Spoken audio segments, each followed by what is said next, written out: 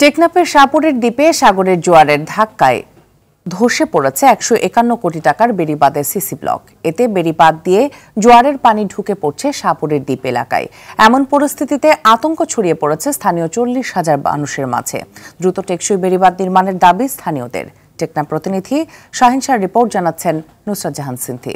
নগদের সর্বোচ্চ বার ১৬৭ টাকা রিচার্জে পাবেন ১ লাখ টাকা পুরস্কার। আরও আছে প্রতি সপ্তাহে পুরস্কার ও ক্যাশব্যাক। টেকনাফের পূর্ব দক্ষিণে নাফ নদী ও দক্ষিণ পশ্চিম বঙ্গোপসাগরের মাঝখানে শাহপুরের দ্বীপ। উপজেলার সাবরাং ইউনিয়নের প্রায় ৪০,০০০ মানুষের বাস এখানে।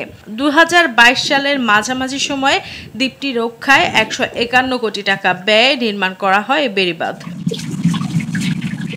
কিন্তু ২ বছর যেতে না যেতেই ভাঙন দেখা দিয়েছে বাঁধটিতে। জোয়ার আসলে সাগরের পানি ঢুকে পড়ছে লোকালয়ে। এ অবস্থায় ঘূর্ণিঝড় কিংবা জলোচ্ছ্বাস আঘাত হানলে বেড়িবাঁধ বিলীন হয়ে শত শত ঘরবাড়ি, দোকানপাট সহ অবকাঠামো সাগরে তলিয়ে যাওয়ার আতঙ্কে দিন পার করছে দ্বীপের বাসিন্দারা।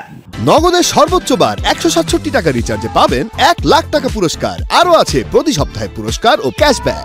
বেড়িবাঁধ টালতে এই সেনাবাহিনীর দিকে বাজেট করে লোকে একটু দিলে আমার জনগণ সুবিধা হবে।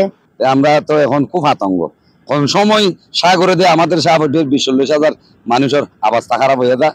এর আগেও বেড়িবাঁধের অভাবে একাধিক গ্রাম বিলীন হয়ে গেছে, নষ্ট হয়েছে অনেক ক্ষেতের ফসল। তাই এবার টেকসই বেড়িবাঁধ চান স্থানীয়রা। টেকনাফতে এই পর্যন্ত প্রায় ২০,০০০ একর জায়গা লবণের শ্বাস করতে পারে নাই, ধানের শ্বাস করতে পারে নাই, পানের শ্বাস করতে পারে নাই। সুপারি বাগান, অনেক বাগান নষ্ট হয়ে গেছে। নৌবাহিনীর তত্ত্বাবধানে ২০২২ সালে নির্মিত এই বাঁধটি সম্প্রতি ঘূর্ণিঝড় দানার প্রভাবে ক্ষতিগ্রস্ত হয়, যা মেরামতে প্রয়োজনীয় ব্যবস্থা নেওয়া হচ্ছে বলে জানান পানি উন্নয়ন বোর্ডের এক কর্মকর্তা। প্রতিরক্ষা কাজ মেরামতের কাজ চলমান আছে এবং আমাদের বাকি অল্প কিছু জায়গা আমাদের ক্ষতিগ্রস্ত হয়েছে, সেটার আমরা বাজেট বোর্ড এবং মন্ত্রণালয়ে পাঠিয়েছি।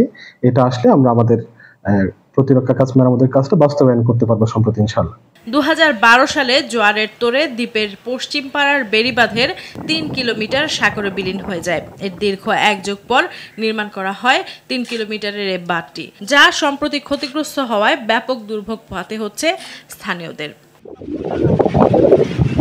নুসরাত জাহান সিনথি, RTV।